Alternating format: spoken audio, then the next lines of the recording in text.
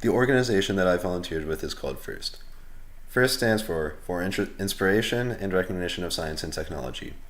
The goal of FIRST is to inspire students to take interest in STEM fields and to be able to give students resources to develop skills with leadership and teamwork that they will be able to use for the rest of their lives. FIRST pursues this goal by organizing a variety of competitions at different levels that makes students work in teams to create a robot that completes a task. This includes the four major competitions developed by FIRST, which are FIRST LEGO League Junior, FIRST LEGO League First Tech Challenge, and the FIRST Robotics Competition. Each of these programs creates a new set of goals and restrictions that teams have to create a robot for each year. FIRST LEGO League Junior is for kids aged 6 to 10. They are given a prompt which is usually based on a real-world engineering challenge, like recycling or cleaning the ocean, and are encouraged to create innovative solutions using Legos. The next level, called FIRST LEGO League, is for students from 9 years old to 16 years old. In addition to a prompt based on a real-world engineering challenge, students in FIRST LEGO League are given specific tasks that their robot needs to carry out during a match.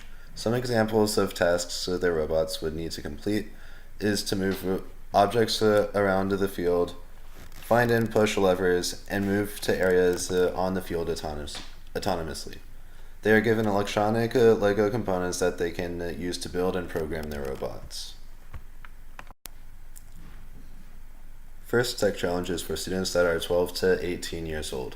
The structure of the FIRST Tech Challenge is similar to FIRST LEGO League, except for that the challenges are more difficult, like shooting a ball into a net, and the robots they build are made out of modular metal structures and 3D printed parts instead of Legos.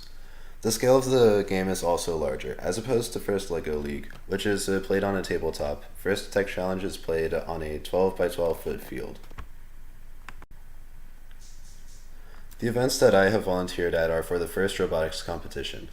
This level of robotics is meant for high school aged kids and is like a scaled up version of the FIRST Tech Challenge.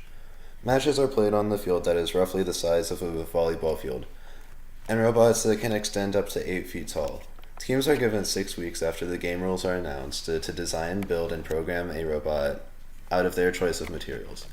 After 6 weeks of building, teams compete against each other to score the most points at competitions hosted at various high schools and universities. I have been involved with the FIRST Robotics competition since 2015, and the first full season that I competed in was in 2016.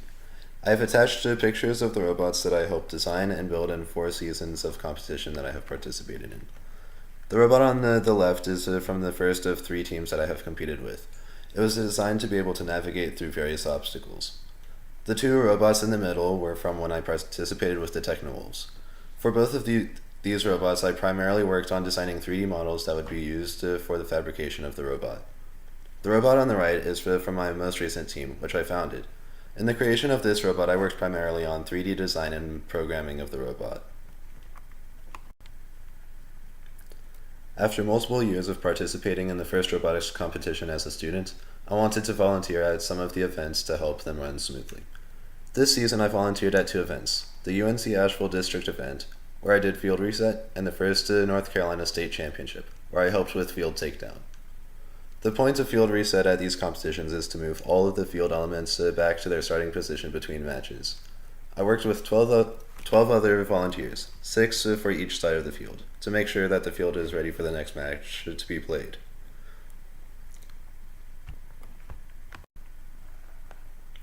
In field takedown, I worked with 20 volunteers following the state championship to disassemble the field, pack the parts together, clear the floor of all carpeting or material used to protect it, and load everything into a truck to be used in later competitions.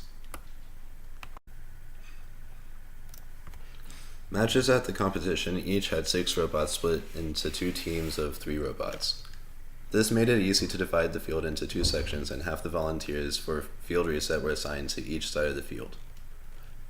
Some of the responsibilities required for field reset is to clean the floor of any debris from the match, like zip ties that may have fallen off of robots.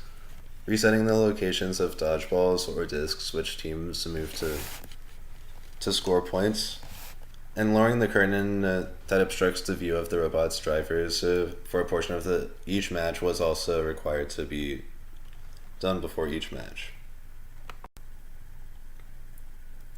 In this image, I am moving dodgeballs to the required section of the field while teams decide their preset game objects.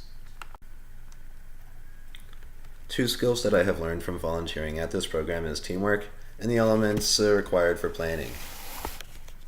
At the events, I had to work with teams of 6 to 20 volunteers that I had never met before. This forced me to be able to effectively communicate with other volunteers to make sure the transitions between matches are efficient and well coordinated. Some difficulties we faced with teamwork was that there were many processes that happened between matches and that we had a lot of background noise from the competition.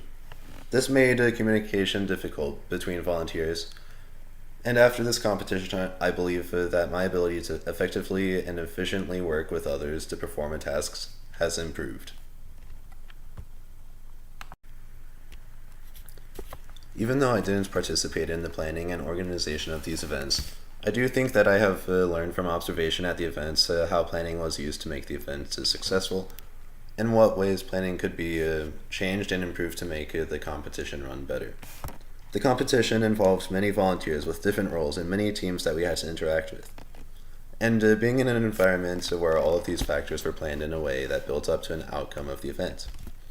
Being part of this process has let me experience the elements of an event where planning was implemented well and could give me methods of organization that I can use when planning events or coordinating teams in the future. Volunteering at these two events has been an enjoyable and enlightening experience, and I plan to continue volunteering at events organized by FIRST, even after I graduate high school and I am no longer a student in the organization.